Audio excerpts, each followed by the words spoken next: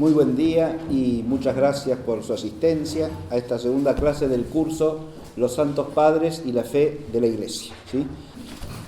Muy bien. En la primera clase expusimos la noción de Santo Padre y a partir de ella la contemplación de los Santos Padres como fuente, o más precisamente lugar teológico, en el que encontrar el dato de fe transmitido por la Sagrada Tradición. Hoy vamos a dedicar esta clase al concepto de fe en los Santos Padres. Ese es el asunto de hoy, que es el punto de partida para todas las clases que siguen. Obviamente que presentar un tema semejante no puede tener la pretensión de ser exhaustiva como presentación, ni mucho menos de abarcar todos los aspectos de la temática. Es nada más que un esbozo de introducción al tema. Y esta es la primera cautela que hago. La segunda es que he tomado como punto de partida, para algunos aspectos fundamentales de esta clase, un libro que está dedicado en su conjunto a ese tema en particular, la fe, según la visión de los Santos Padres, que se llama La Fe Cristiana, del teólogo francés Henri de Lubac, que es muy valioso sobre todo por la cantidad de textos patrísticos que contiene. Pero vamos a empezar la clase con una lectura, porque en un curso sobre los Santos Padres, algo que a mí me parece necesario, imprescindible, es entrar en la lectura de algunos textos, por lo menos, hacer oír su voz directamente. Uno puede hacer resúmenes, exposiciones, pero el contacto con los textos de los padres es absolutamente insustituible. Así que voy a empezar la clase leyendo un texto de San Ireneo de Lyon, en la obra titulada Demostración de la Predicación Apostólica. Les recuerdo que San Ireneo es un santo padre del siglo II, ¿sí? O sea, está incluido en la época primera de la patrística, es un testigo privilegiado de la fe de la Iglesia. Y este texto, la Predicación de la Fe Apostólica, hasta comienzos del siglo XX no se tenía más que por citas de otros autores, hasta que se halló en un manuscrito armenio, de la Iglesia armenia, una traducción al armenio de este texto, que es la única versión completa que se tiene. O sea que todas las traducciones están hechas en base a eso. Y para algunos parrafitos sí se tiene el texto griego citado por otros padres posteriores, o textos latinos también, versiones latinas. Lo que voy a leer es el prólogo de este libro, y dice así: Conozco, querido marciano, tu empeño en seguir la senda de la piedad, el único camino que lleva al hombre a la vida eterna. Me alegro por ello y pido por ti para que, conservando pura la fe, resultes grato a Dios, tu Creador. Ojalá pudiésemos estar siempre juntos para ayudarnos mutuamente y aligerar las preocupaciones de la vida terrena mediante el intercambio continuo de cuestiones provechosas. Dado que en la actualidad estamos físicamente separados uno del otro, he decidido, dentro de mis posibilidades, conversar contigo por escrito y exponerte brevemente la predicación de la verdad para fortalecer tu fe. Lo que te envío es una especie de promemoria sobre los puntos fundamentales, de tal modo que en pocas páginas puedas encontrar abundante materia, teniendo reunidas concisamente las líneas fundamentales del cuerpo de la verdad, y con este compendio tengas a mano las pruebas de las realidades divinas. Pienso que te será útil no solo para tu salvación, sino también para confutar a los que defienden falsas opiniones, y a quien lo quiera conocer le podrás exponer con seguridad nuestra enseñanza en su integridad y pureza. En realidad, para aquellos que ven no hay más que un camino ascendente iluminado por la luz celeste, pero para aquellos que no ven los caminos son muchos, sin iluminación y descendentes. El primero conduce al reino de los cielos y une al hombre con Dios. Los otros llevan a la muerte y alejan de Dios. Por lo tanto, para ti y para los que desean ardientemente su salvación, es necesario que caminen en la fe, sin desviarse, con coraje y determinación, para evitar que, por falta de tenacidad y perseverancia, se entreguen a los placeres materiales o que, errando el camino, se alejen de la recta dirección. En esta primera parte del prólogo que acabamos de oír, la fe, habrán oído ustedes, aparece reiteradamente.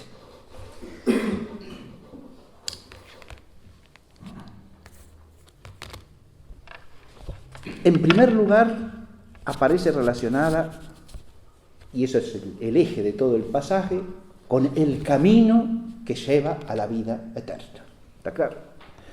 La fe es inseparable del camino que lleva a la vida eterna. Va asociada, por lo tanto, primero que nada, a la piedad, porque ese camino es la senda de la piedad. Va asociada luego, como verán ustedes claramente, a la verdad.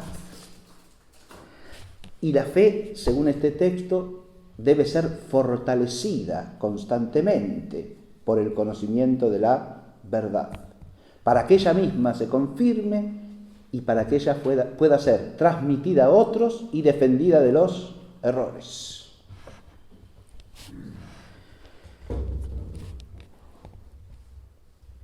Y hacia el final del párrafo, en el último tramo, aparece una imagen que es de origen bíblico, claramente. La fe aparece ahí como iluminación celeste, ¿no? Y vinculada al único camino ascendente. Ahí es donde retoma bajo esa imagen el tema inicial, ¿no? La senda recta, el camino que lleva a la vida eterna, es el camino ascendente iluminado por la luz celeste.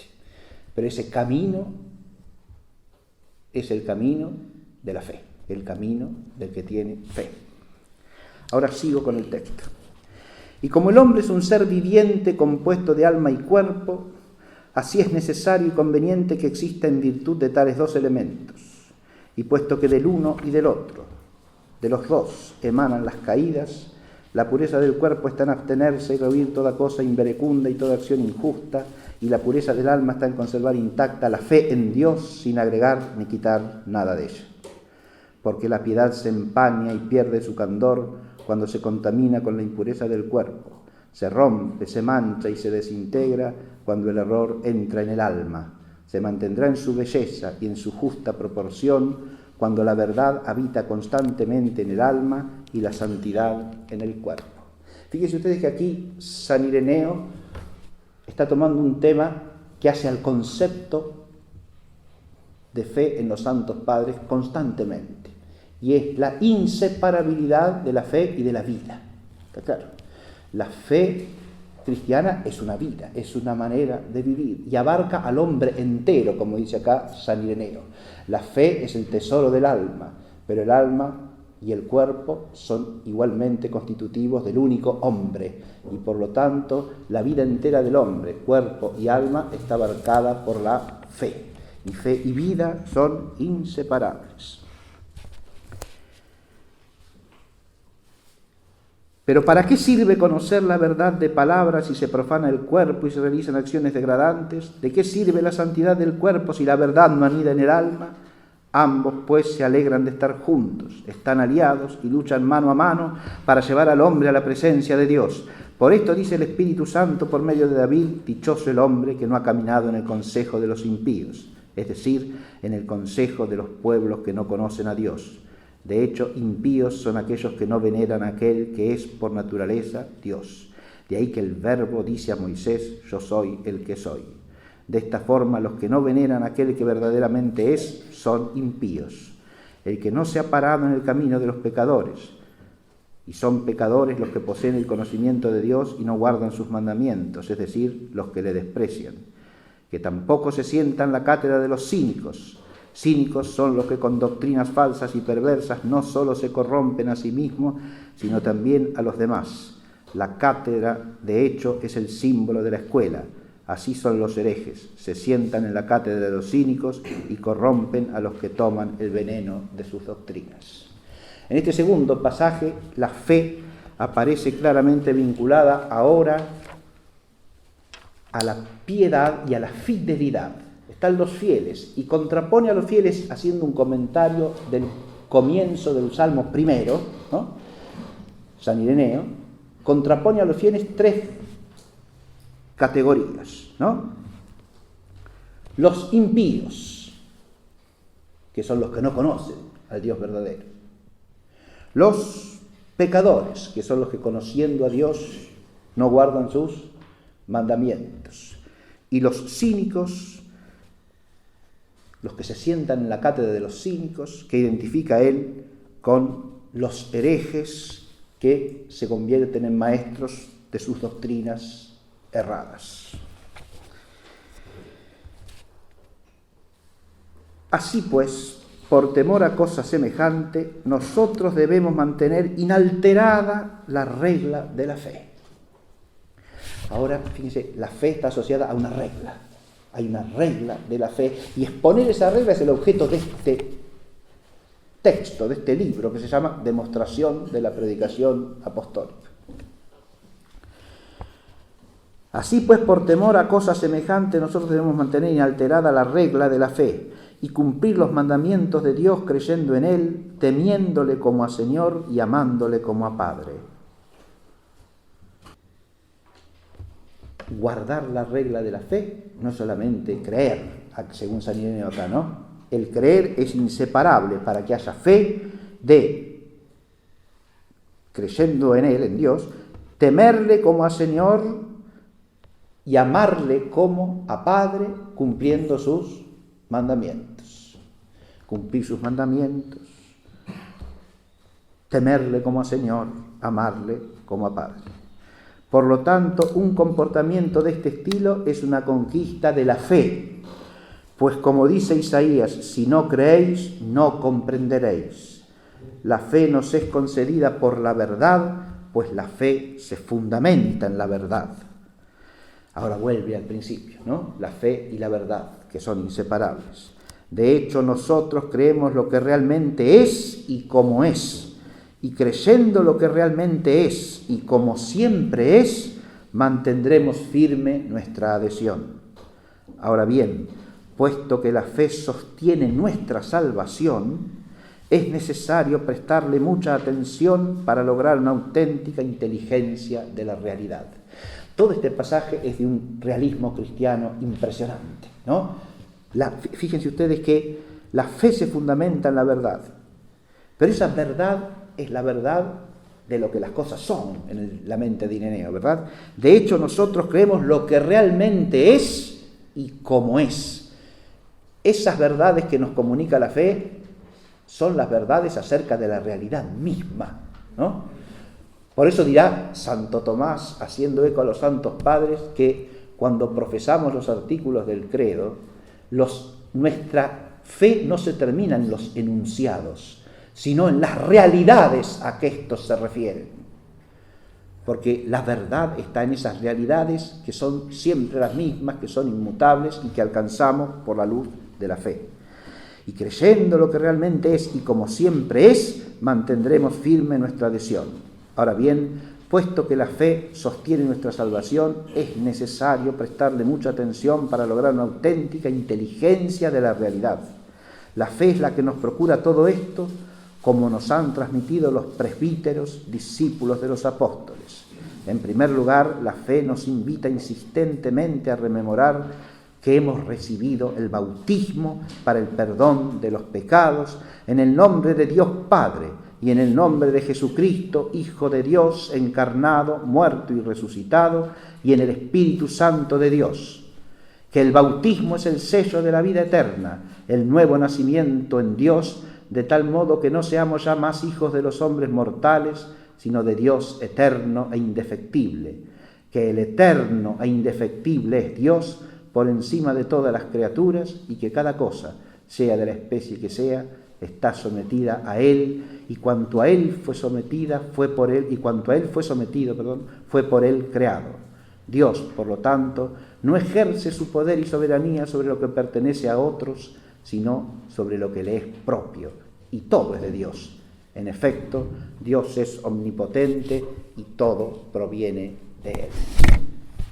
Y en este último pasaje tenemos el punto de partida para el resto de la clase, que en el fondo no es más que un comentario de este texto. Aquí Ireneo se remonta a que la fe nos pide rememorar el bautismo en que la hemos recibido.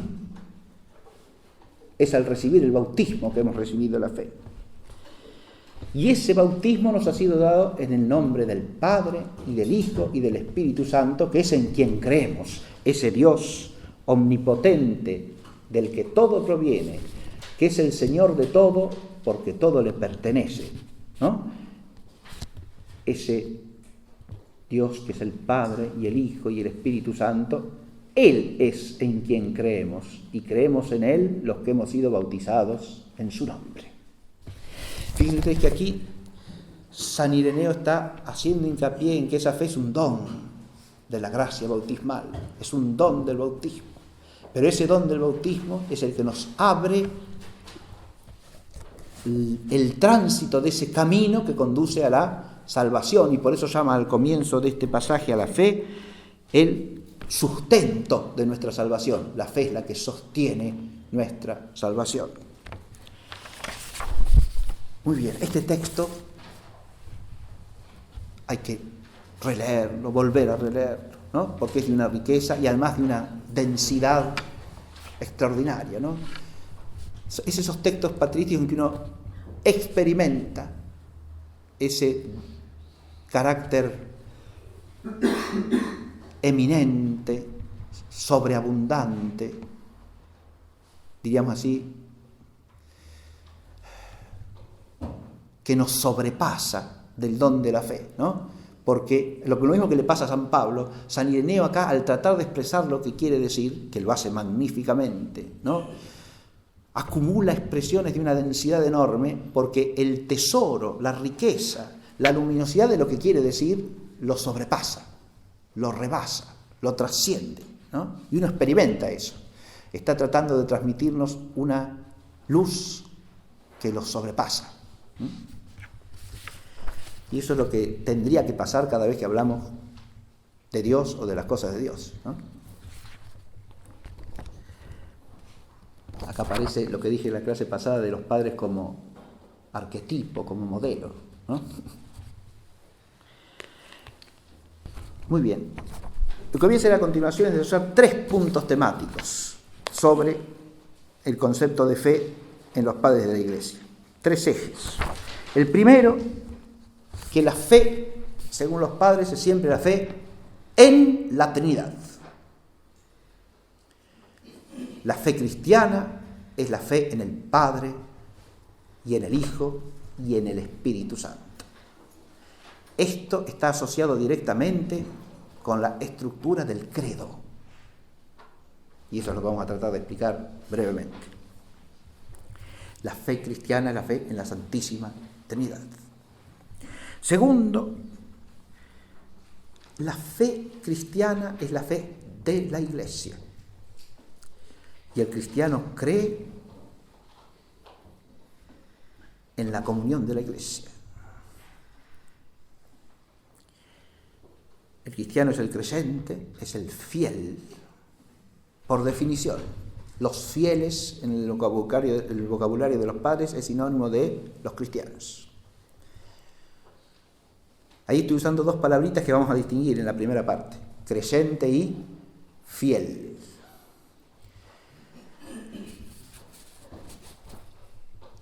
El matiz distintivo lo introduce la lengua latina. Credentes, fideles. En griego es una sola palabra, pisteuontes. Pero el latín acá, por una vez, resulta más preciso y sutil. Ya vamos a explicar eso. La fe del cristiano es inseparable de la fe de la Iglesia, ¿no? Esta es una temática fundamental en los santos padres de la Iglesia.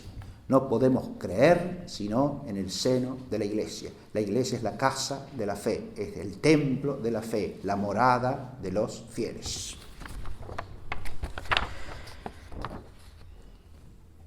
Y por último, el tercer eje es la fe y la verdad. Las tres cosas están tomadas directamente del texto de San Ireneo, ¿no? San Ireneo termina en el bautismo y en la fórmula trinitaria del bautismo para recordar cuál es el objeto de la fe. ¿Creemos en quién? En el Dios que es el Padre y el Hijo y el Espíritu Santo, que es el que nos ha dado la vida y la salvación. Y esa fe es la fe de toda la Iglesia, en la que existe la regla de la fe que él va a exponer, porque esa regla de la fe no se encuentra sino en la Iglesia. Pero además la fe es inseparable de la vida, y ese es el tercer punto, ¿no? La fe que es vida y que va asociada a ese símbolo cristiano constante de la luz de la fe, la luz de la fe. Muy bien, empecemos con el primer punto, fe en la Trinidad. Y empiezo con la lectura de un texto muy breve de San Cesario de Arles, que dice así: como sabéis muy bien, amados míos, la fe de todos los cristianos consiste en la Trinidad. Y precisamente por esto repetimos por tercera vez el texto del símbolo, a fin de que el número mismo de la repetición sea para vosotros una señal de la Trinidad. Adviértese la fuerza de la expresión inicial, ¿no? Sabéis muy bien, amados míos, que la fe de todos los cristianos consiste en la Trinidad. La fe de todos los cristianos consiste en la Trinidad. Claro, está hablando de la fe en relación con su objeto, ¿no es cierto? El término de la fe es la Trinidad. La fe consiste en la Trinidad. La expresión también parece aludir a que todos los contenidos de la fe se resumen ¿en qué? En la Trinidad. Y está bien, porque la Trinidad es Dios. Y todo lo demás que creemos es lo que Dios nos ha revelado acerca de su designio eterno. Creemos en Él y creemos todo lo que Él nos ha revelado, porque lo ha revelado Él.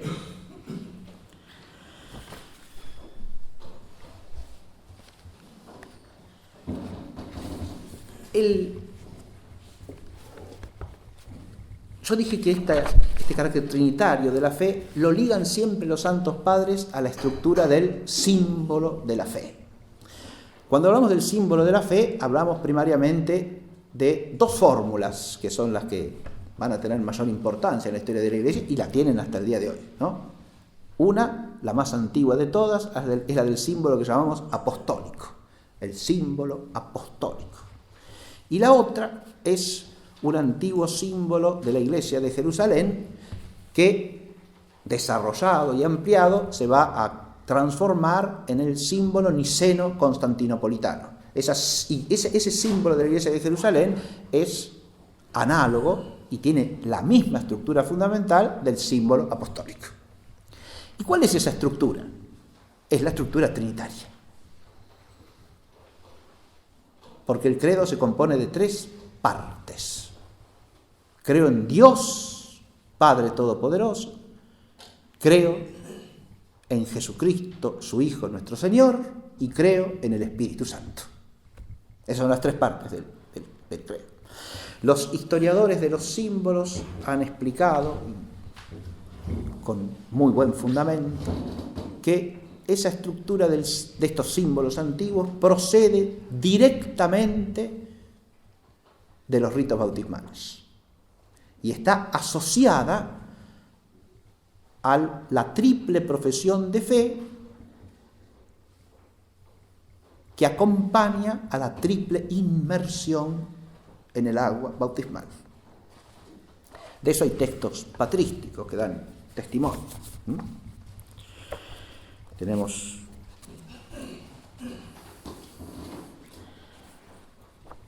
textos en los cuales se describe inclusive el rito, ¿no? Textos de la Iglesia antigua y de distintos ritos, del rito bizantino, del rito sirio, del rito romano, en los cuales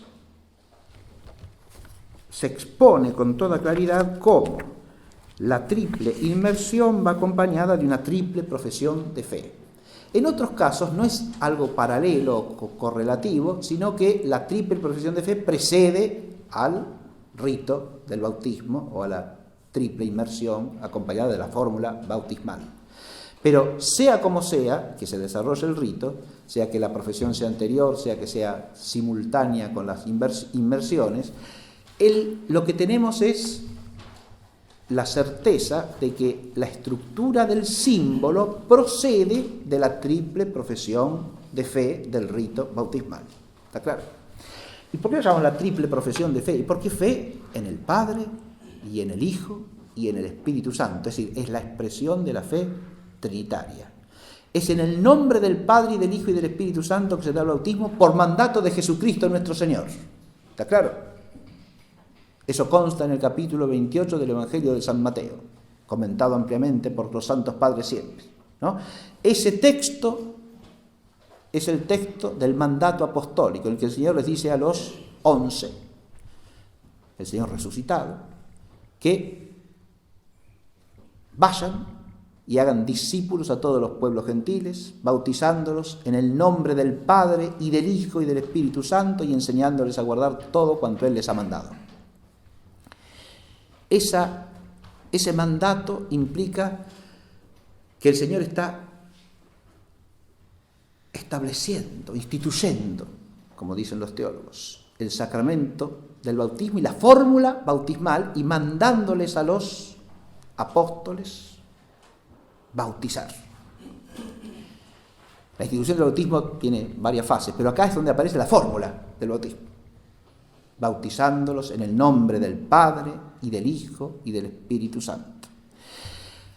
Acá hay una relación profundísima. Fíjense que estas palabras de la fórmula bautismal brotan de los labios del propio Jesucristo nuestro Señor, ¿no?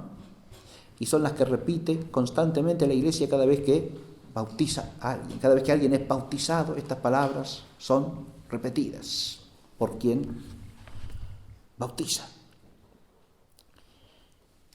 Fulano, yo te bautizo en el nombre del Padre y del Hijo y del Espíritu Santo. Y ese bautismo, por su eficacia, comunica al bautizado la gracia de Cristo. Y con la gracia de Cristo, la fe. Y esa fe es fe en el Padre y en el Hijo y en el Espíritu Santo, ¿no? Esta relación profundísima la que hay que descubrir, y es una relación de alguna manera insondable, ¿no? De la Trinidad procede todo lo que no es la Trinidad, todo bien creado, la naturaleza, la gracia, todo lo que existe procede de la única e indivisible Trinidad que es Dios. De ella procede el bautismo y la gracia del bautismo, pero ese bautismo es en el nombre de ella, no procede como cualquier otra cosa, procede de la Trinidad, de modo que en el bautismo la Trinidad se manifiesta, se revela. Cada vez que se bautiza a alguien, se nombra a la Trinidad.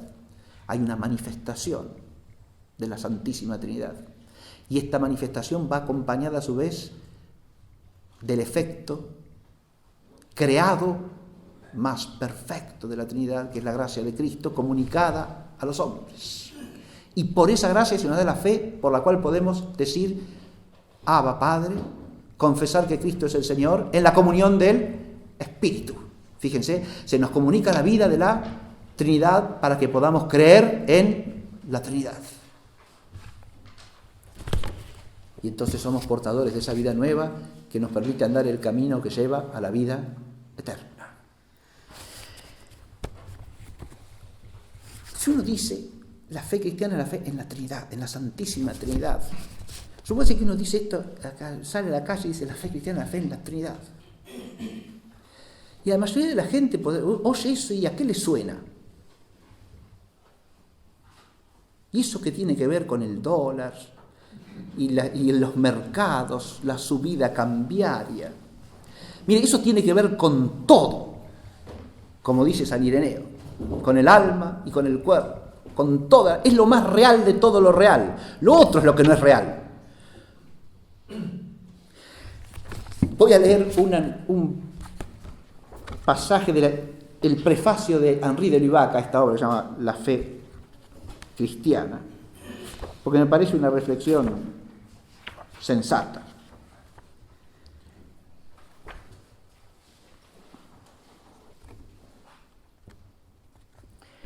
El credo nos enseña ante todo el misterio de la Trinidad divina. En ese misterio consiste toda nuestra fe.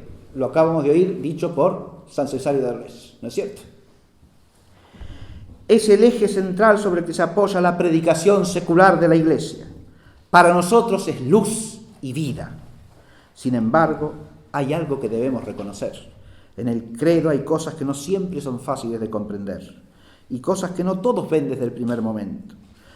Para numerosos cristianos, y no solo para los que únicamente conservan de su fe un vago conformismo, parece que el credo es un misterio sellado. Habrá que hacer responsables de esto a los que tienen el deber de instruirnos. Sería más equitativo buscar la culpa en nosotros mismos. No siempre sabemos acoger en nosotros la verdad más vital que ha de ir produciendo lentamente en nosotros su fruto. Somos impacientes y nos gustaría conseguir una inteligencia inmediata. O bien, con nuestro pragmatismo miope, si no nos muestran enseguida las aplicaciones prácticas de esa verdad, la declaramos abstracta, inasimilable, al margen de la vida, cáscara vacía, teoría güera de la que no hay que hacer acopio. Así pensaban ya Fausto Socino y sus discípulos, como vemos por su catecismo de Raskov, 1605. Les recuerdo que Fausto Socino es el iniciador de lo que se llama la herejía antitrinitaria, ¿no? El rechazo del misterio trinitario. Iniciador dentro del ámbito del movimiento histórico del protestantismo, porque hubo antitrinitarios ya en la antigüedad cristiana.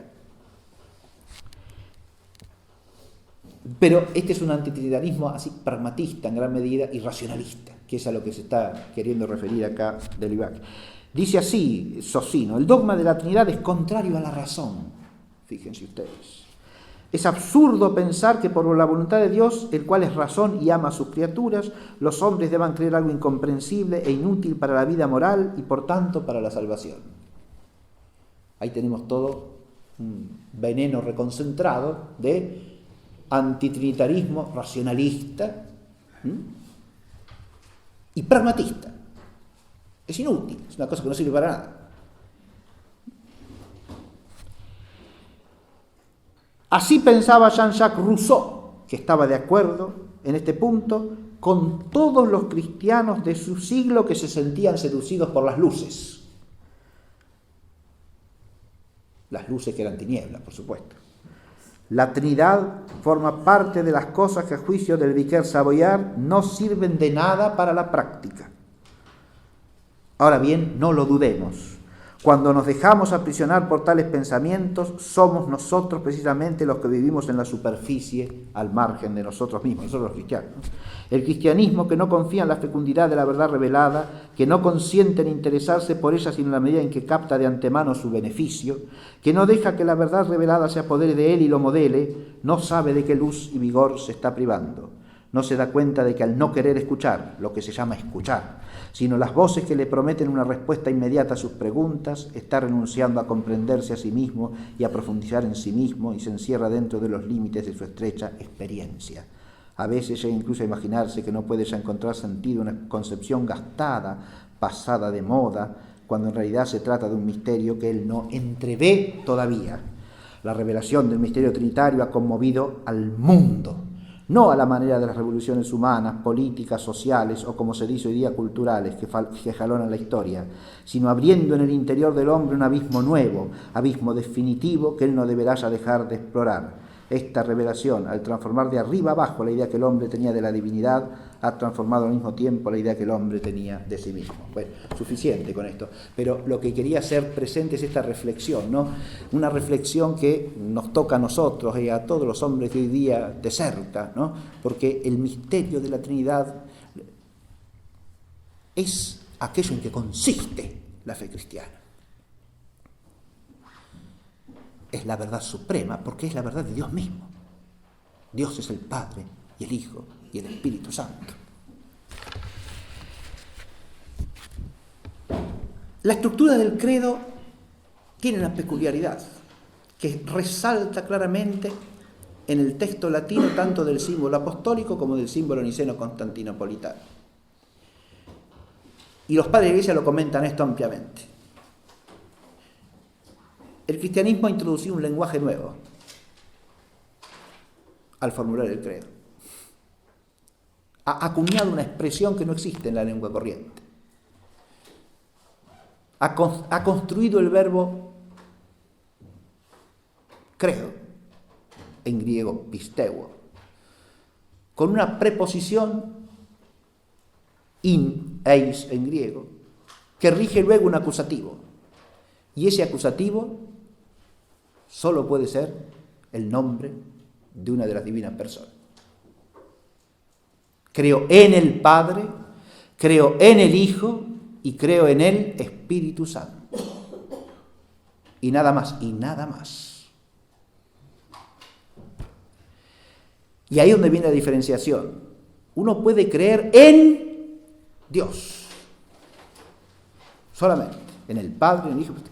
Puede creer algo y puede creerle a alguien, y eso puede darse en relación con la palabra de Dios, con lo que Dios nos ha revelado. Creo lo que Dios revela, ¿no? Creo que Dios es el creador de todas las cosas. Eso lo creo, es algo que creo, no es algo en quien creo.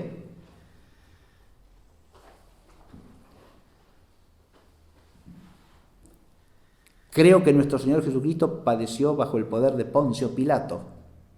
No creo en eso. Eso es algo que creo. Lo creo. No creo en eso. Es clara la diferencia.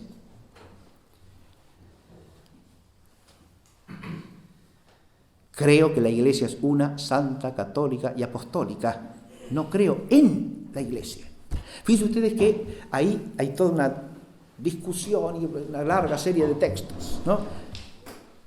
Pero el símbolo apostólico y el niceno en la versión latina son precisísimos en esto, ¿eh? Creo en el Espíritu Santo. La Santa Iglesia Católica, no en la Santa Iglesia Católica. A nosotros nos suena como corrido, y sí, pero yo les voy a leer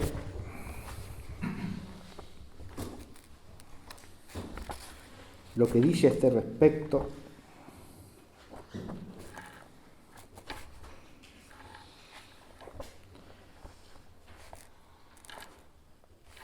el Catecismo Romano, publicado por San Pío V después del Concilio de Trento, que resume toda la tradición patrística en esto, ¿eh?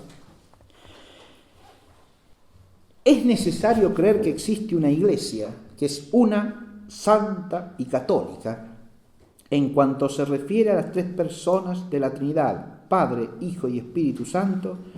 Creemos en ellas de tal manera que depositamos en ellas nuestra fe. Pero ahora, cambiando nuestra manera de hablar, profesamos creer la Santa Iglesia y no en la Santa Iglesia.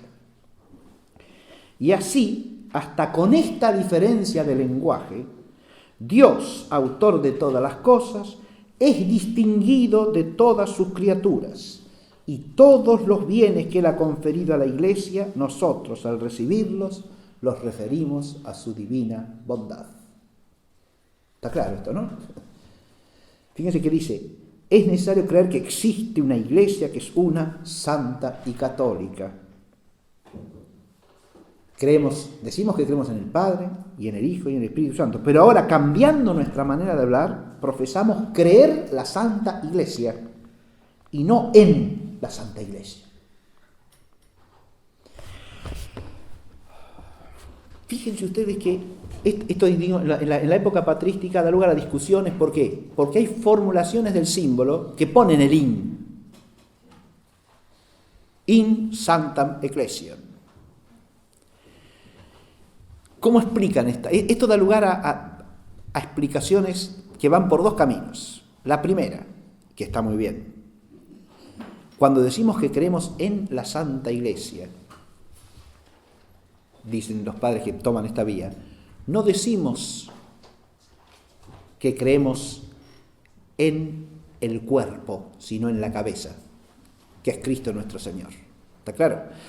Pero en ese sentido queda remitido el artículo ¿a qué? A creer en Jesucristo nuestro Señor. ¿Está claro? Así se salva la introducción del ¿está claro?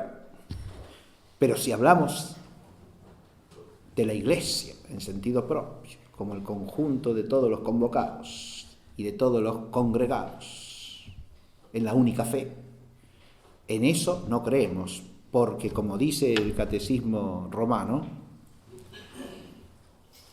la diferencia de la expresión salva la distinción entre Dios y las criaturas. Nada más y nada menos. La otra explicación que se da, en realidad, es una transformación del texto, que dice que hay que entender el in ahí, aunque esté construido con acusativo, como si estuviese construido con ablativo. O dicho de otra manera, el in sanctam ecclesia, que tenemos in santa ecclesia. O sea, creo en el Padre, en el Hijo y en el Espíritu Santo, en el seno de la Santa Iglesia. ¿Sí?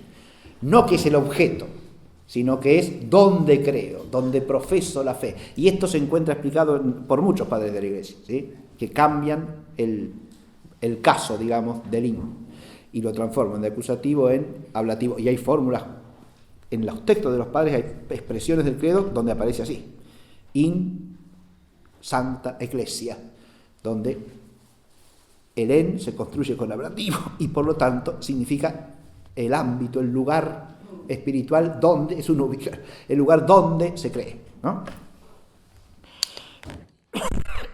Pero las dos explicaciones muestran la vigencia del concepto central, ¿no?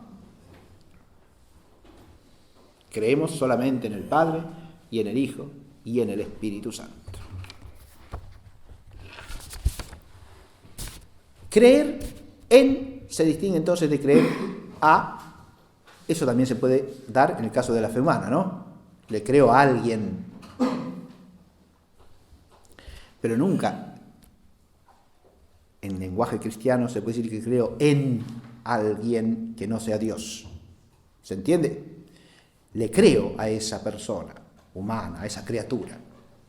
Le creo razonablemente, le creo incluso con obligación moral de creerle porque tengo un vínculo que me exige eso, pero no creo en. Y eso significa que el creo en tiene un sentido tan fuerte que ya lo hemos perdido de vista por completo, ¿sí? Este es un punto en el cual hay que insistir, porque cuando se dice creo en, ¿qué se quiere decir? Fíjese que ese creo lo explican los padres de la Iglesia con todo el peso de la fe teologal. Creo en significa ahí, le presto la adhesión total, incondicional y absoluta de mi inteligencia y de mi voluntad y de mi ser todo a aquel en quien digo que creo. Y eso solamente cabe hacerlo en relación con Dios Todopoderoso, que es el Padre y el Hijo y el Espíritu Santo.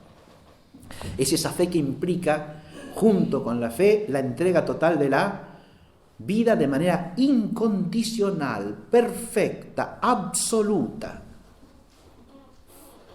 reconociendo que el otro a quien me entrego es el Señor de mi propia existencia, de mi espíritu, de mi inteligencia, de mi voluntad, a quien le debo todo, a quien me debo totalmente.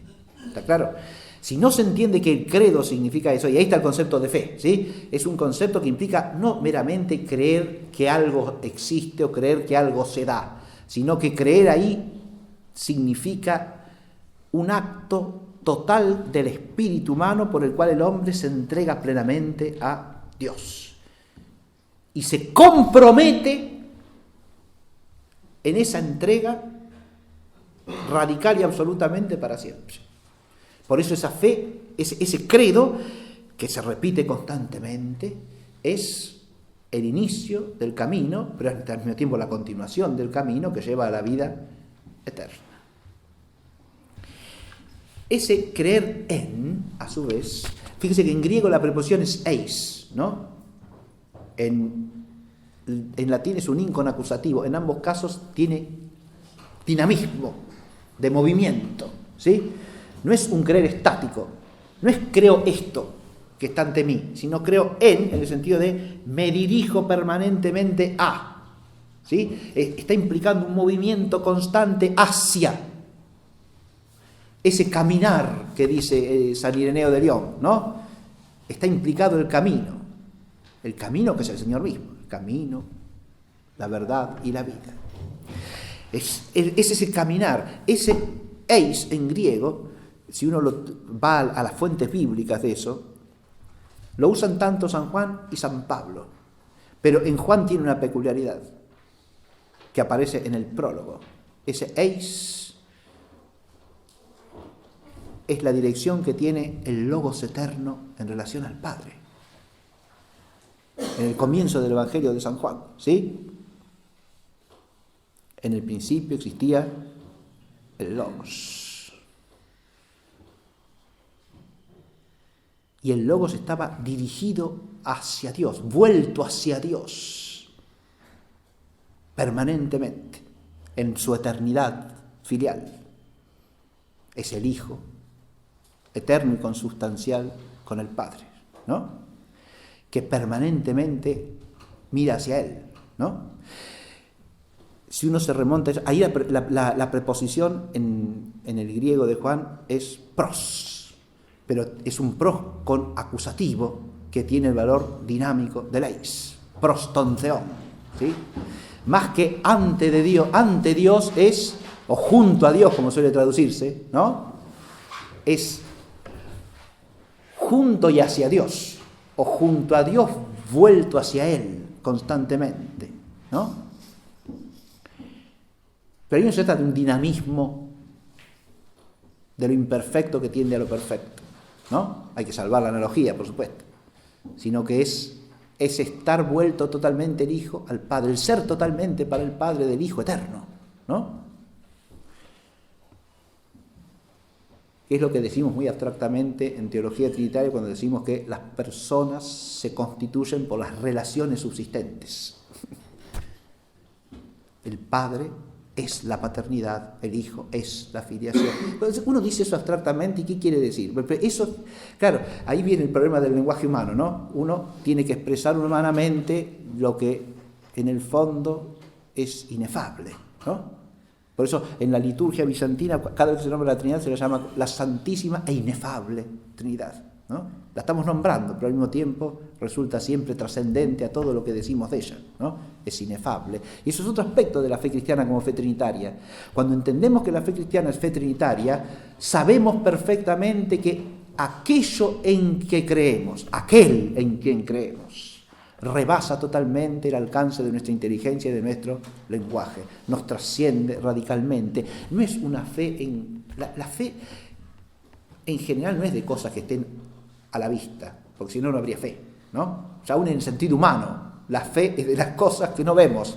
Eso lo dice la epístola a los Hebreos, una noción vulgar de fe, ¿no? La fe es la certeza de las cosas que no se ven, claro. No de lo que tenemos a la mano. Bien. Pero las cosas que no vemos pueden ser cosas que están al alcance de nuestra experiencia, ¿sí? Tranquilamente. Eso es el plano de la fe humana, ¿no? Ahora, en la fe divina no.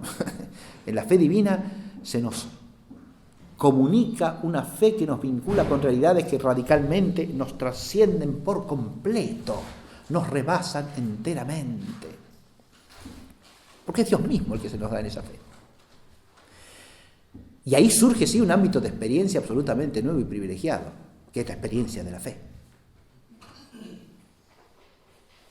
y la experiencia de las realidades de la fe, que es la experiencia de la vida cristiana.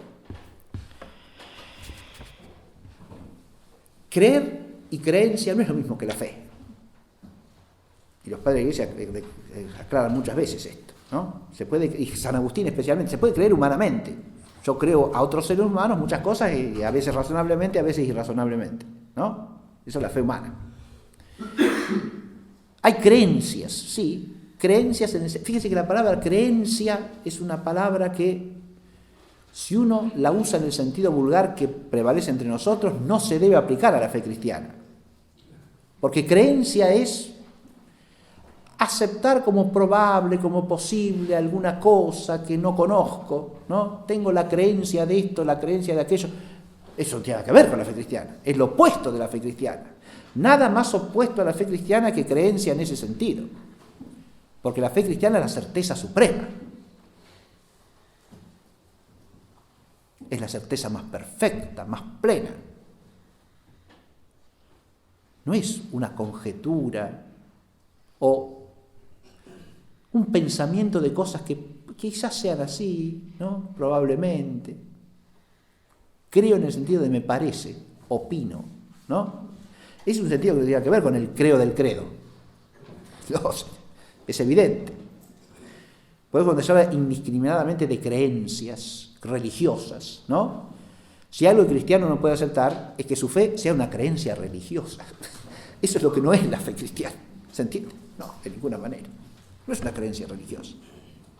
Es la fe en el Padre y en el Hijo y en el Espíritu Santo, es decir, en la verdad que no cambia, como dice San Ireneo de León.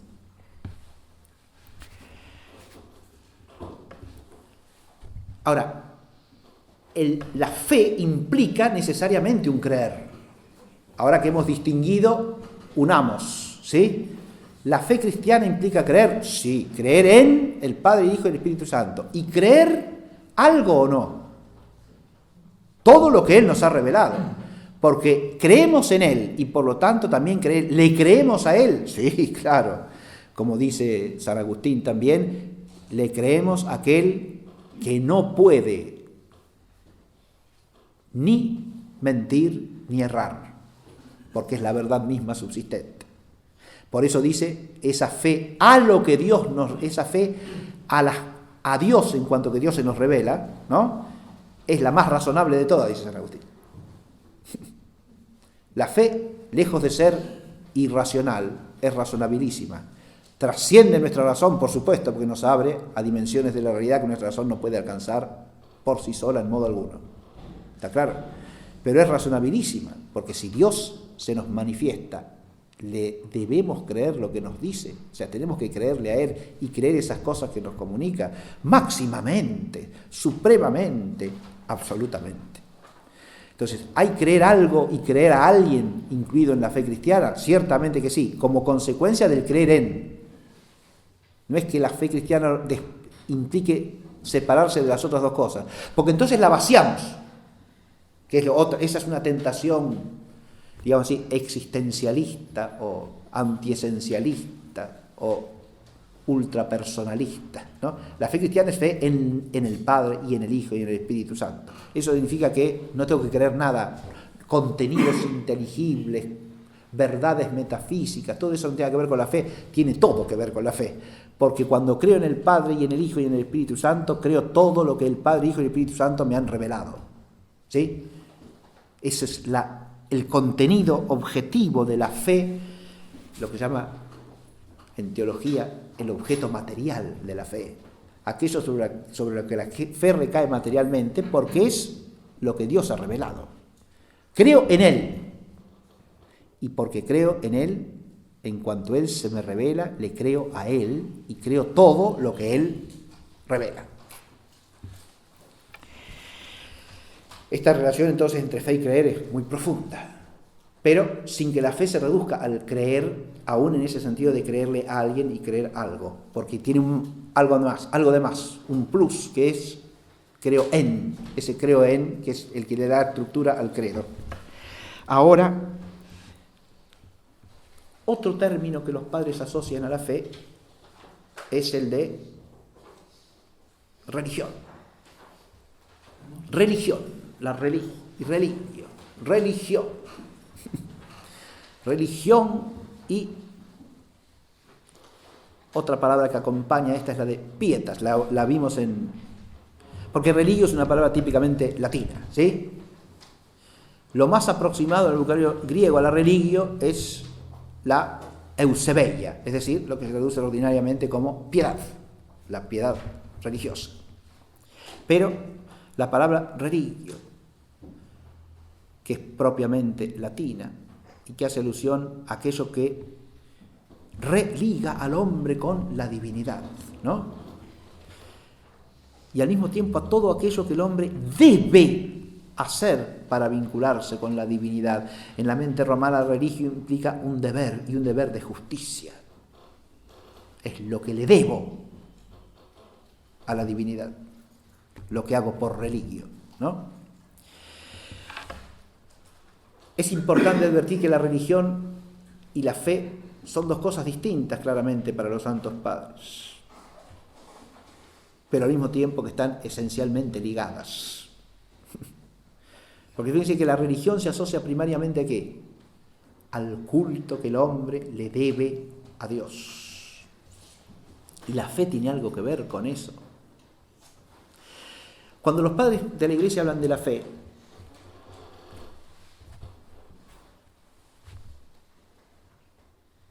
y examinan el concepto de fe desde el punto de vista precisamente de la revelación, suelen decir que en cuanto Dios se me revela, le debo la fe, se la debo, fíjense ustedes. Y en ese sentido la fe es un homenaje religioso, de piedad. Pero la religión se reduce a la fe. No, señor. Ahí está la distinción. Porque la religión me exige una serie de actos que son constitutivos de un culto por el cual el hombre debe religarse a Dios. En la fe, por la fe, en el camino de la fe, ciertamente que sí. Pero no solo por la fe. Este es el asunto. ¿Está claro? Porque la fe exige de nosotros actos específicamente religiosos, actos de culto religioso. Hay una exigencia religiosa de la fe. Hay un culto que Dios ha establecido en la fe. Y por lo tanto la religión y la fe son inseparables. ¿Está claro? La religión además asume todo lo que hay en el hombre de dirección hacia Dios, diríamos así, en pos de la fe, como encaminamiento hacia la fe, ¿no? Hay un texto de San Gregorio el Taumaturgo, en el discurso de despedida, cuando se va de la escuela de Cesarea, dirigida por Orígenes, donde Gregorio el Taumaturgo dice que no hay nada más apreciado y estimado por todos los hombres, a menos que hayan caído en una demencia feroz, que la religión, por la cual, por ser los hombres racionales, pueden vincularse con Dios. Fíjense que está hablando de la religión en general, ¿no? De todos los hombres. Y dice, no hay nada más apreciado por los hombres en general, salvo que se hayan vuelto locos, furiosos, que la religión. ¿Se entiende esto, no? Apliquémoslo a nuestro tiempo, ¿sí? No hay nada más apreciado por los hombres, salvo que se hayan vuelto locos, furiosos, que la religión. Pero además la religión le corresponde al hombre por ser racional, dice ahí el taumaturgo. Por ser racional. No es una cosa irracional, sentimental, subjetiva. Al hombre le corresponde ser religioso porque es racional. En ese sentido es una propiedad humana, ¿no? La religiosidad. Por ser el hombre racional es capaz de conocer y de dirigirse con su voluntad hacia Dios. ¿Se entiende esto? Eso es lo que le hace capaz de religiosidad. ¿Y la fe qué hace con la religiosidad? La cancela esa dirección del hombre hacia lo divino como lo supremo, tanto para la inteligencia como para la voluntad, como la verdad suma y el bien sumo. Cosa que racionalmente se puede entender, ¿no? La fe no cancela eso, la fe asume eso y le da una plenitud absoluta. ¿Está claro? La fe plenifica a la religión. No es lo mismo, porque la religión puede darse hasta naturalmente. ¿Está claro? La fe cristiana no, pero la fe cristiana asume la religión y la transfigura, la transforma, la purifica de todo lo que no es auténticamente religioso y la lleva a su perfección, a su plenitud. La lleva a ser religión verdadera. La única, plenamente verdadera. La única religión verdadera, como dicen los padres. Es la religión, de vera religión, escribe San Agustín, ¿no? De la religión verdadera. Y la religión verdadera es la que es inseparable de la fe cristiana. Bueno, fíjense que esa fe cristiana, esa fe trinitaria, es inseparablemente fe en Cristo Jesús nuestro Señor y en su misterio, ¿no? Y eso en el credo está expresado clarísimamente. Cuando hay que ese es el doble anuncio de la fe. En el credo se resumen todas las verdades de la fe.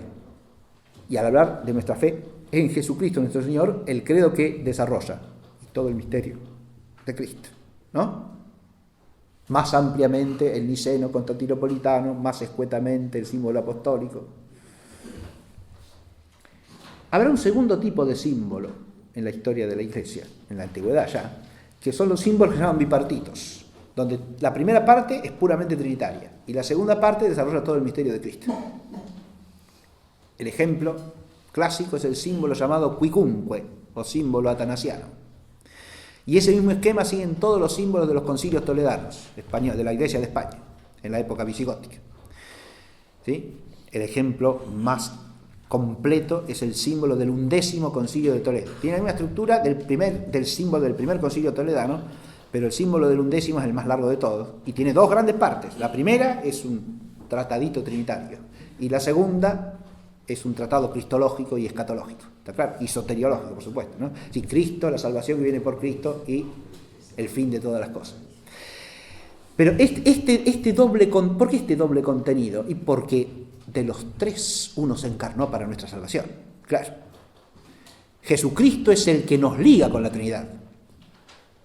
Pero la fe trinitaria es inseparablemente fe cristiana, fe crística, fe cristológica, se diga como se quiera decir y puede haber matices, pero es fe en Cristo y fe en el misterio total de Cristo, que es el Verbo encarnado y Redentor, Señor y Rey y Consumador de toda la creación. A este respecto,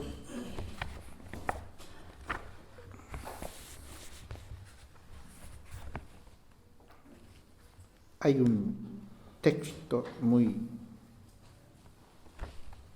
breve que quería leerles, que hace alusión a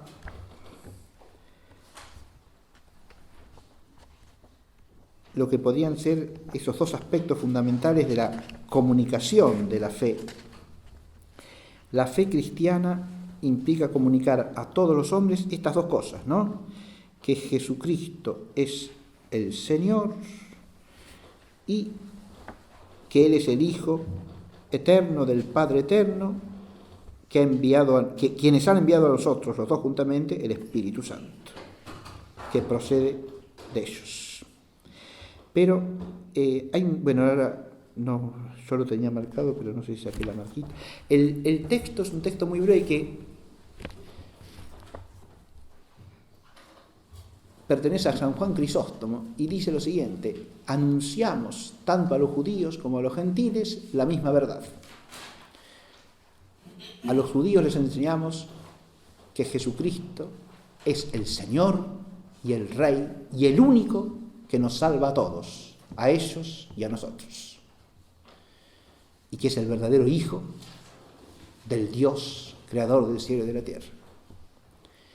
Y a los gentiles les enseñamos que ese Dios del que ellos hablan, el único Dios, es el Padre de nuestro Señor Jesucristo, que es Dios como Él, y que nos lo ha enviado hecho hombre para nuestra salvación. ¿Sí? Es decir, acomoda la verdad para decirla a los unos y a los otros, según el trasfondo de los unos y los otros, pero los dos les decimos la misma verdad.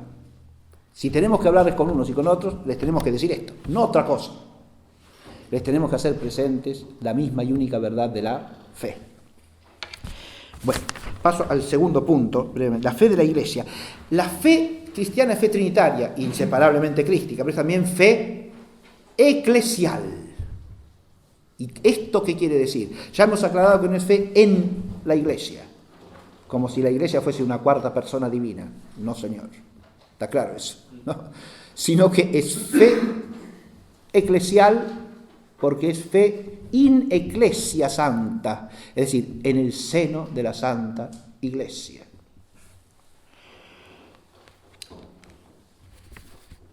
Se cree que la Iglesia es santa. Fíjense que los padres cuando explican ese artículo del credo dicen siempre que se repite el nombre santo, porque acabamos de decir creo en el Espíritu Santo, la Santa Iglesia, ¿no? Repetimos el nombre santo para mostrar que esa Iglesia que creemos santa recibe su santidad del Espíritu Santo. O sea, no es santa por sí misma, es santa por la comunicación de esa santidad que viene de Dios. Es el Espíritu Santo el que la hace santa, el que la santifica.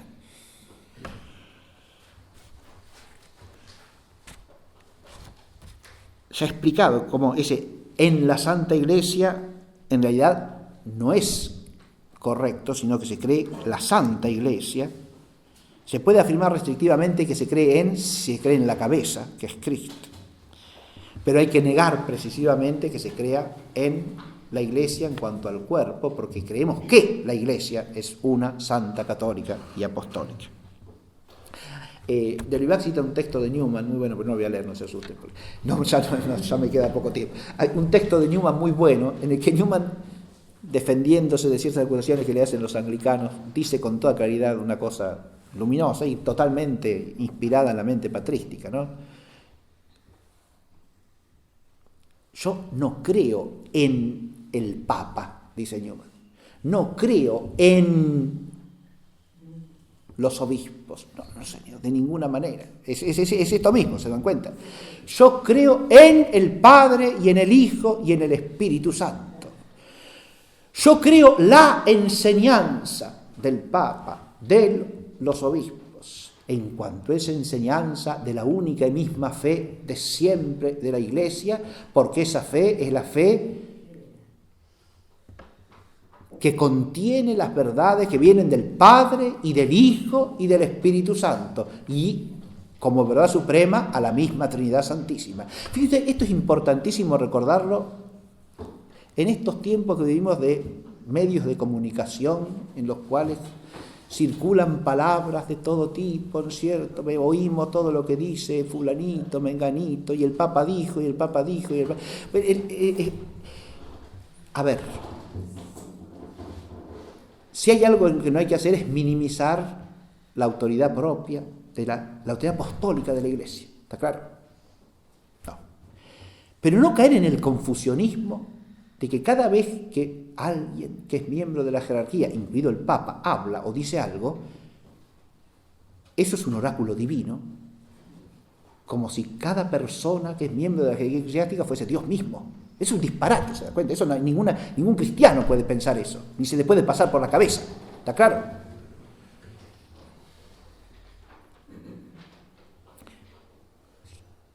Papa dijo tal cosa. El Papa Juan Pablo II dijo que la película La Pasión de Mel Gibson es muy buena. Es una opinión del Papa. Eso es objeto de la fe cristiana. No, claro, usted le puede gustar, no gustar, estar de acuerdo con ese juicio, no estar de acuerdo. Habla que como crítico de cine, sí, no como sucesor de San Pedro. ¿Está claro? Ahora, lo que pasa es que hoy nos enteramos de todo lo que dice, si dice acá, si dice allá, si dice más aquí, más acá. Y pues, después hay otra cosa, otro problema que puede darse es que el que tiene el oficio de enseñar desde el Papa a un catequista de la parroquia, el que tiene oficio de enseñar la verdad, que es la regla de la fe, porque es el objeto material de la fe, en lugar de transmitir eso, se ponga a transmitir opiniones suyas propias, o pareceres, y me parece que conviene esto y esto, y eso lo transmito como si fuese la regla de la fe de la Iglesia. No, a eso no hay derecho. ¿Está claro? Porque es confundir el objeto material de la fe con lo que no lo es. Y ahí ya el que tiene autoridad para enseñar, participada siempre, por supuesto, por la autoridad del magisterio en la Iglesia, es de Dios, ¿no? Es el Señor, el Maestro. Él nos dice, no llaméis maestro a nadie más que a Dios. Eso hay que acordarse siempre, ¿sí? El Maestro. Por eso San Agustín decía el Maestro interior, el Maestro por excelencia solamente el Padre y el Hijo y el Espíritu Santo, ¿sí? Y Jesucristo es el Maestro, ¿por qué? Y porque Él es el Verbo encarnado, ¿está claro? Eso es lo que entendemos en la fe cristiana. Todo lo demás es magisterio participado, porque todo el magisterio eclesial es magisterio para transmitir lo que Cristo ha enseñado, no para inventar una revelación nueva, sino para transmitir la misma y única verdad inmutable, que es la verdad de siempre, como dice San Ireneo de León, la misma y única de siempre. Esto, un comentario al margen, pero que tiene que ver con esto de creer en el seno de la Iglesia, en la comunión de la Iglesia. Y fíjense que ese creer en el seno de la Iglesia hace alusión a la permanencia de la Iglesia en una misma y única fe, que es la fe de siempre. Los atributos de la Iglesia y los atributos de la fe son paralelos, ¿no? A la Iglesia la llamamos una, y hay una única fe de la Iglesia, no varias. A la Iglesia la llamamos santa, y la fe es santa, ¿sí? Nosotros en Argentina tenemos, por gracia de Dios, una ciudad que se llama así, Santa Fe de la Veracruz, ¿no? Bien. ¿Y por qué es santa la fe? Es santa no solo porque procede de Dios, sino porque en la fe profesamos la verdad divina misma. La fe nos comunica con la verdad misma que es Dios. Creemos en Él y lo que Él nos ha revelado, su palabra. Fíjense ustedes que su palabra, que es la palabra sustancial, es el Logos eterno que se ha hecho carne, ¿no? Hay una indisociabilidad que hay que profundizar siempre, ¿no? La palabra que se nos ha revelado es en última instancia el mismo Jesucristo. En Él está la plenitud de la revelación. Porque todo lo revelado antes alcanza su sentido perfecto en Él, y no antes.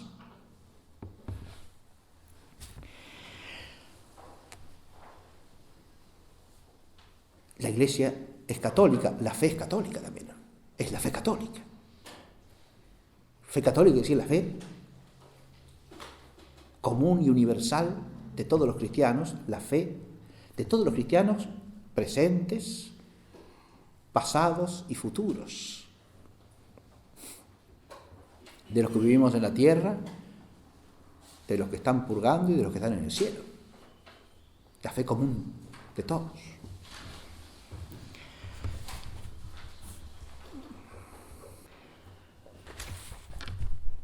El orden correcto de fe, y es apostólica la fe, como la Iglesia, ¿no? La fe que viene de los apóstoles, porque los apóstoles son los que recogen la totalidad de la enseñanza de Cristo. Me faltaba, perdón. Voy a leer un texto de San Agustín que dice así: el orden correcto del símbolo de fe exigía que a la Trinidad sucediera la Iglesia, como después del habitante viene su casa, después de Dios su templo, y después del fundador se hace mención de su ciudad. Iglesia que hay que entender aquí en su totalidad, no solo la totalidad de sus partes, que viaja por la tierra alabando desde que sale el sol hasta su ocaso el nombre del Señor, y que después de su antigua esclavitud canta ahora un cántico nuevo, sino también la parte del cielo que estuvo siempre ligada a Dios desde el día de su creación y que no experimentará jamás la desgracia de una caída. Honrad, amad, dad a conocer a la Santa Iglesia nuestra Madre, como la Jerusalén de lo alto, la ciudad santa de Dios. Ella es la que fructifica y crece en esta fe que habéis escuchado a través de todo el universo. Ella es la Iglesia del Dios vivo, ella es columna y fundamento de la verdad. Perdón. Sí. ¿En qué libro de Esto es en el Enchiridion de Fide, Spe et Caritate, capítulo 15, número 56. No, el Enchiridion. Enchiridion se llama así, Enchiridion de Fide, Spe et Caritate. No, no. De San Agustín, ¿eh? San Agustín. El inquilino. El bellísimo texto de San Agustín que nos devuelve a la luminosidad y la pureza del amor que le debemos a la Santa Madre Iglesia, en la que profesamos la única fe verdadera, ¿no? Y paso al último punto, que es la fe y la verdad, ¿no? Y acá quería destacar 3 cosas fundamentales. Primero, volver a eso que dice San Ireneo de la relación de la fe con la verdad, ¿no? La fe cristiana en la mente de los padres es una fe doctrinal, o dicho con otra palabra, dogmática. ¿Está claro? No es una fe vacía de contenido. Hay que partir de ese dinamismo de la fe que nos liga con Dios, ciertamente, con Dios mismo, con la realidad del ser de Dios. Pero es ese mismo concepto el que reclama el otro. En ese dinamismo Dios se nos ha revelado, porque Él ha querido, en su infinita benevolencia, hacernos partícipes de esa verdad que es Él y que está en Él eternamente. La de su designio eterno, ¿no? Ahí está la dualidad que de los padres cuando hablan de la teología y de la economía, ¿no? La teología y la economía. La teología se refiere siempre a la Santísima Trinidad.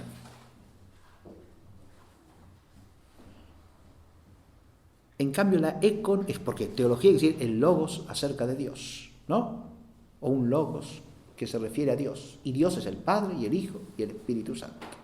La oikonomía, o dispensatio en latín, es la totalidad del designio de Dios y su realización en el tiempo. ¿Sí? Si vamos al credo, contiene lo uno y lo otro. ¿Está claro?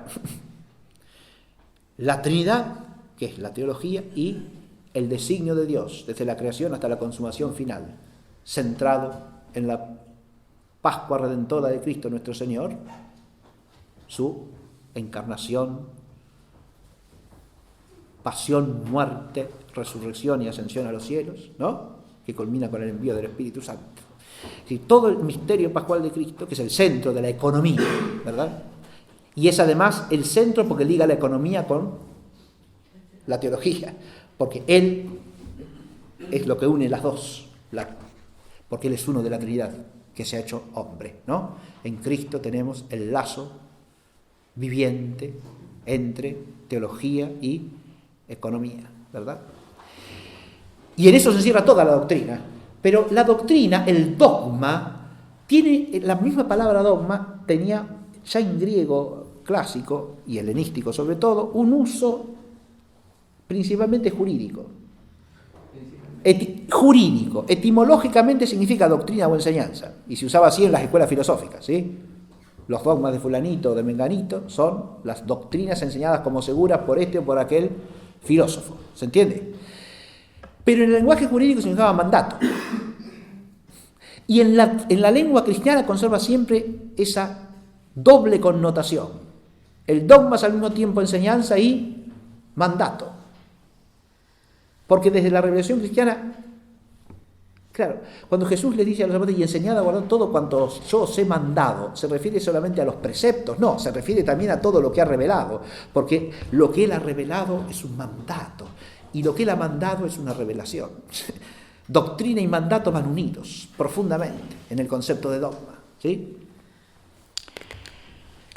Y esa doctrina y mandato a su vez es misterio, claro, porque trasciende el alcance de nuestra inteligencia humana, pequeña, finita, creada, y eso es algo que tampoco hay que perder de vista nunca, ¿sí? La verdad cristiana es una verdad en misterio, como dice San Pablo, ¿no? En misterio, es decir, teniendo la plena conciencia y hasta, podríamos decir, la experiencia vital de que esas doctrinas que conocemos por la luz de la fe, que profesamos, ahora viene la profesión, que es con lo que quiero terminar, que profesamos, que confesamos, esos son dos términos que sobre los que voy a reflexionar brevemente, Esas doctrinas son misterio porque nos trascienden, nos rebasan, nos abarcan. Hay un texto que no leí, al que se atribuye a San Máximo de Turín, pero que no parece no ser de él, en el que se dice que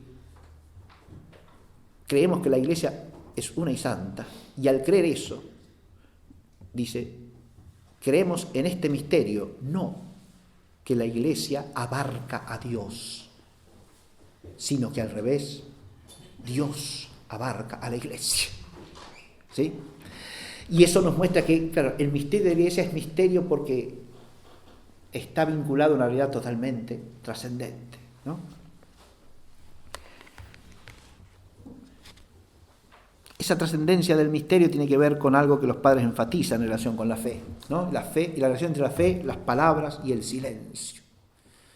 La fe que se profundiza, la fe que ahonda el misterio y no puede hacer otra cosa constantemente que ahondarlo, porque la fe, como dijimos, es dirección dinámica hacia el Padre, hacia el Hijo y hacia el Espíritu Santo. Este va a ser un tema posterior que es de la teología, así que no voy a abundar en esto. Pero la profundización teológica del misterio es algo que reclama la propia dinámica de la fe. Pero esa fe que trata de formularse en palabras, llega un momento que se transforma en silencio. Un silencio que es correlativo necesario de las palabras, porque las palabras no pueden nunca ser suficientes para decir el misterio. Y esa fe es una fe inseparable de las otras dos, como dice San Pablo, ya, ¿no? Hay tres cosas: la fe, la esperanza y la caridad. La fe viviente es una fe esperante y es una fe amante. Es una fe que espera a Dios y es una fe que ama a Dios y en Dios todas las cosas que son suyas. ¿Sí? Es el dinamismo profundo de la fe, entendida patrísticamente como fundamento de toda la vida cristiana. Es una fe que espera y es una fe que ama. ¿Sí? Es una fe esperante y es una fe amante, como hemos dicho, amante en el amor de Dios y esperante en la esperanza teologal, ¿no? Y por eso esa fe es algo que nos proyecta hacia la gloria eterna. Claro, acá hay un tema interesantísimo que habría que desarrollarlo aparte, ¿no? Y es: ¿la fe permanece o no permanece en la vida eterna, en la gloria?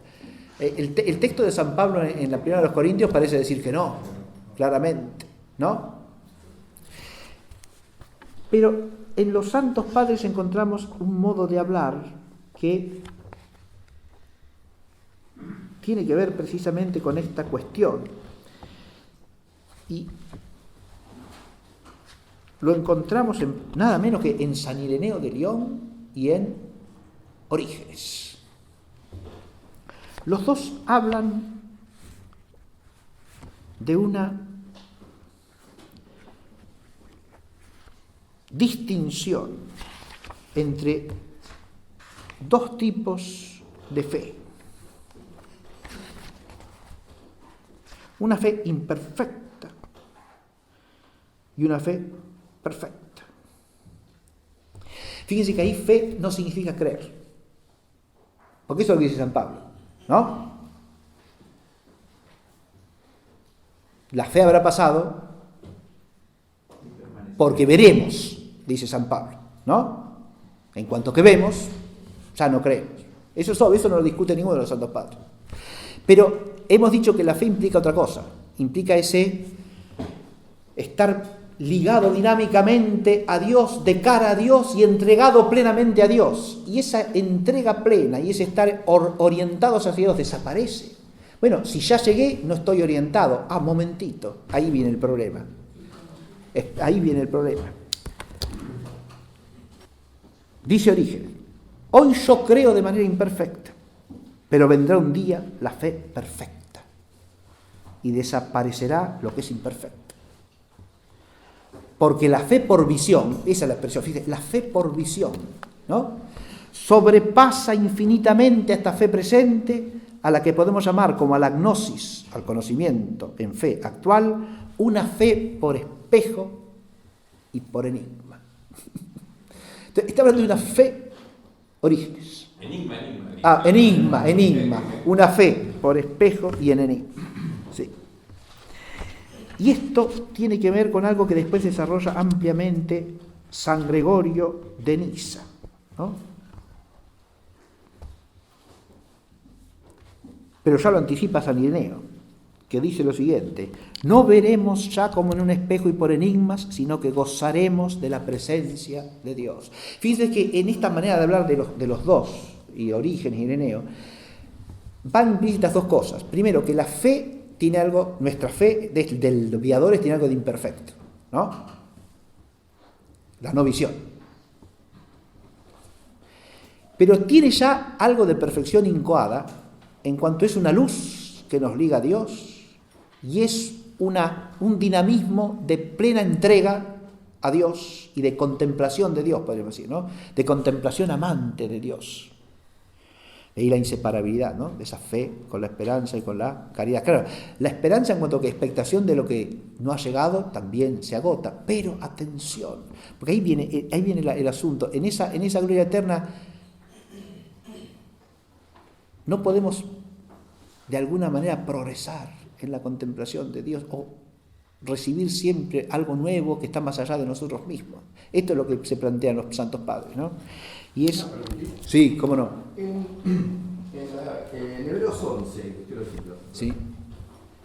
Quien fuera que lo escribió. Sí. El griego pone hipóstasis como definición de fe, ¿no? Uh-huh.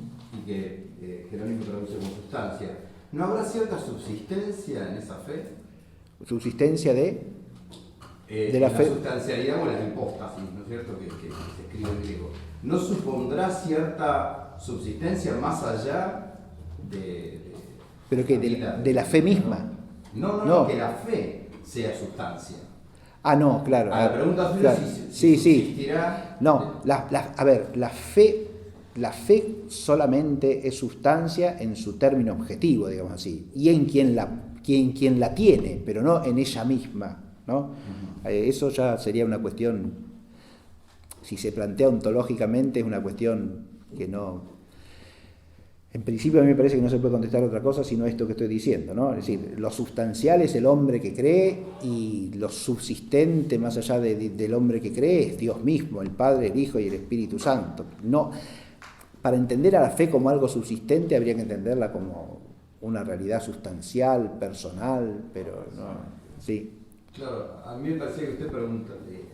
iba apuntando por ahí. Iba apuntando a la pregunta de si la fe subsistiría operativamente después de la muerte. Ah, no, eso sí, que permanece, claro, yo entendí no mal. Que es un en sí, entendí mal, sí, no. Que permanece, bueno, eso es lo que estamos planteando, claro. Sí, pero habría una permanencia en lo que tiene de perfección, no en lo que tiene de imperfección, ¿está claro? Y es eso que tiene pero al mismo tiempo, porque los padres tienden a pensar, esto algunos, no es una cosa unánime, atención, pero sí algunos se plantean la cuestión de si en esa plenitud de la gloria no hay también una continuidad de aquello que por eso lo explica San Gregorio de Nisa, es el que usa la expresión del salmista: seguiremos ascendiendo de colina en colina, viendo al Dios de los dioses en Sión. Es decir, nunca, la visión tampoco agota en nosotros la contemplación como si fuese una cosa estática, sino que es un dinamismo perfecto, un dinamismo plenísimo, un dinamismo planificante, pero que no se agota como dinamismo, digamos así. Ese es un tema interesantísimo que solamente dejo planteado acá. Bien, esa es la perduración de la fe en visión, ¿no? Como dice, la fe en visión, que dice Orígenes. Bueno, pero por último, la fe es algo que se profesa y se confiesa. Eso es lo último, con eso termino, porque esa ya tiene que ver con el carácter religioso de la fe y es una obligación religiosa de la fe. Profesarla, confesarla, proclamarla, comunicarla.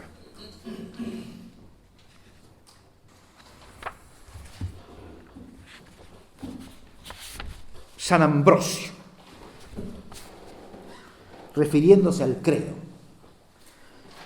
es un gran himno y no hay himno más poderoso que él.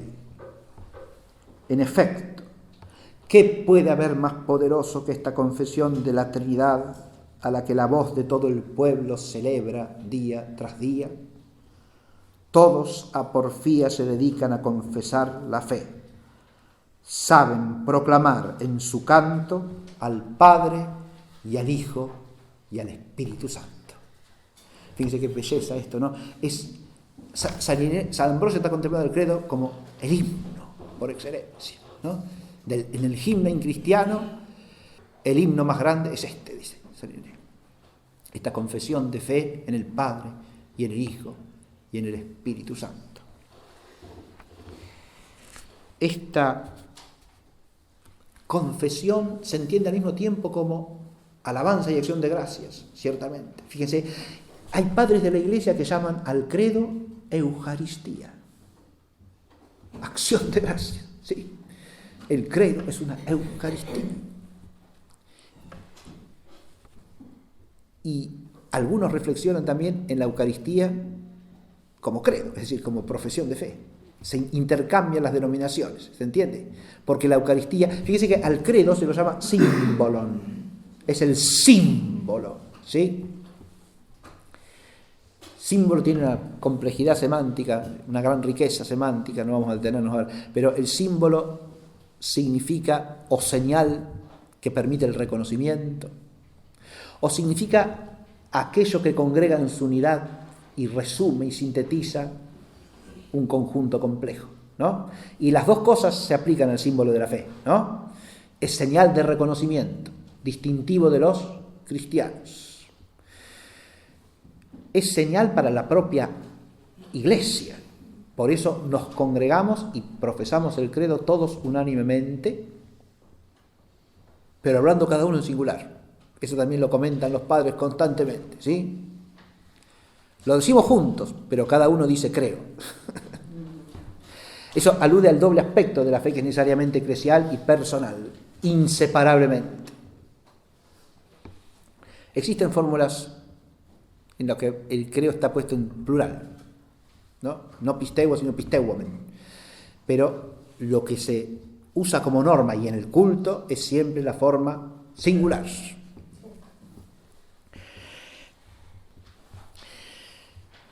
Pero además de ser signo distintivo entre los cristianos, es signo distintivo hacia afuera en cuanto que es profesión de fe y es proclamación de la fe. Y acá es donde los padres vinculan el símbolo con el martirio. Y con esto termino, ¿no?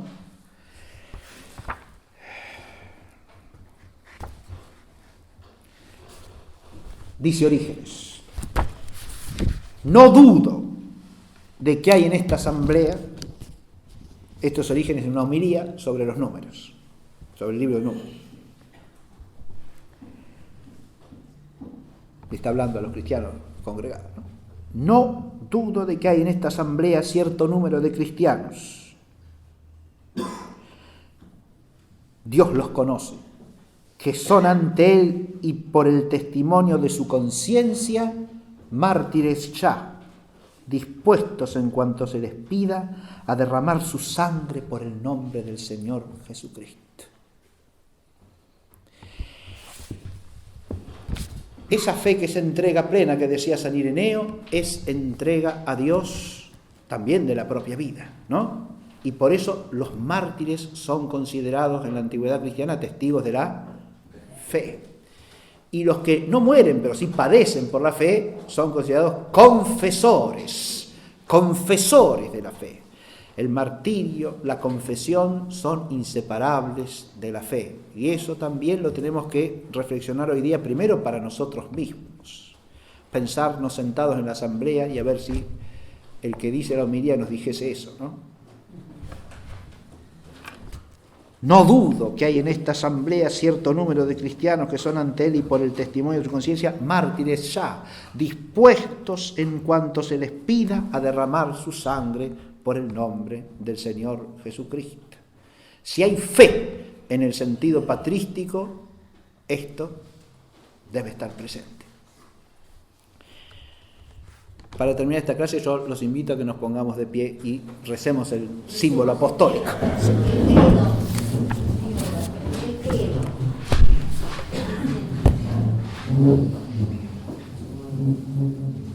Creo en Dios, Padre Todopoderoso, Creador del cielo y de la tierra.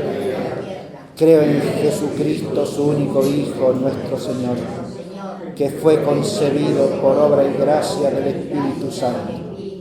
Nació de Santa María Virgen, padeció bajo el poder de Poncio Pilato, fue crucificado, muerto y sepultado, descendió a los infiernos, al tercer día resucitó de entre los muertos, subió a los cielos, está sentado a la derecha de Dios Padre Todopoderoso. Desde allí ha de venir a juzgar a los vivos y a los muertos. Creo en el Espíritu Santo, la Santa Iglesia Católica, la comunión de los santos, el perdón de los pecados, la resurrección de la carne y la vida eterna. Amén. Muchas gracias, hasta la próxima. Que les esté muy bien.